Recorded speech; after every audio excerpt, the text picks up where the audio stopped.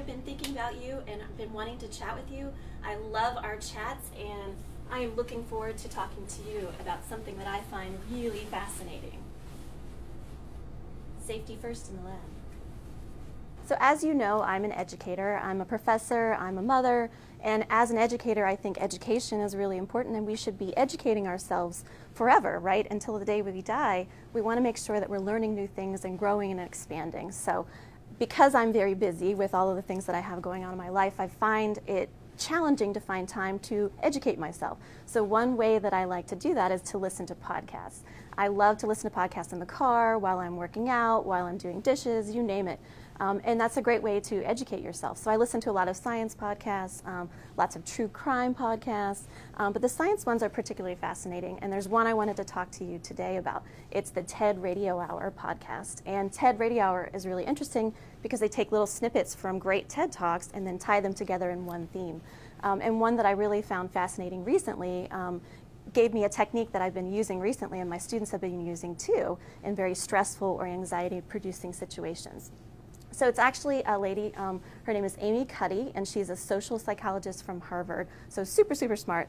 And she's done a lot of research on how body language actually affects what you think about yourself. Now we know body language, like me talking with my hands like this, how you stand affects how people think of you and what they're actually listening to you and thinking what you're saying. But we also are finding, and what she has found, is that the way that you hold yourself actually affects what you think about yourself too.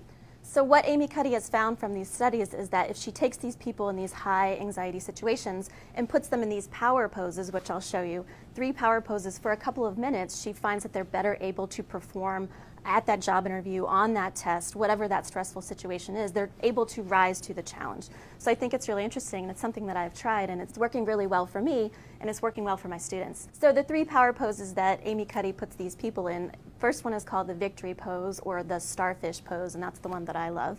There's also a Wonder Woman pose, which I'll show you. And then lastly, there's the CEO pose, which is really great too. So the 3 poses that Amy Cuddy puts her people in are the power poses. The first is the starfish pose, also called the victory pose.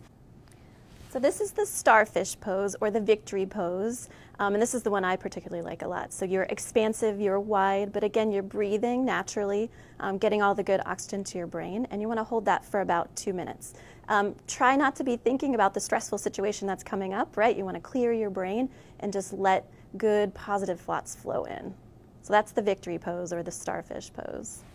The second one is going to be called the CEO pose. So CEO, right, putting the feet up on the desk, no worries, this is my place. Put the hands behind the head and just relax back. Again, about 2 minutes you're going to hold this power pose, thinking all of the good things. You're going to tackle whatever it is that worries you. Oxygen to the brain, but holding this, and again, this feels great, very relaxing, right? And you're going to feel that stress just melt away in the CEO pose. And the last pose is the Wonder Woman pose. Make sure your feet are spread apart, that your hands are on your hips, you're confident, and you're leaning forward. So leaning forward, again, showing that you're meeting the challenge. Again, breathing, happy, positive thoughts to the brain, letting go of all the negativity, but just thinking positive things for the 2 minutes. So holding that Wonder Woman for the 2 minutes. I guess it could be a Superman pose too if you're a man.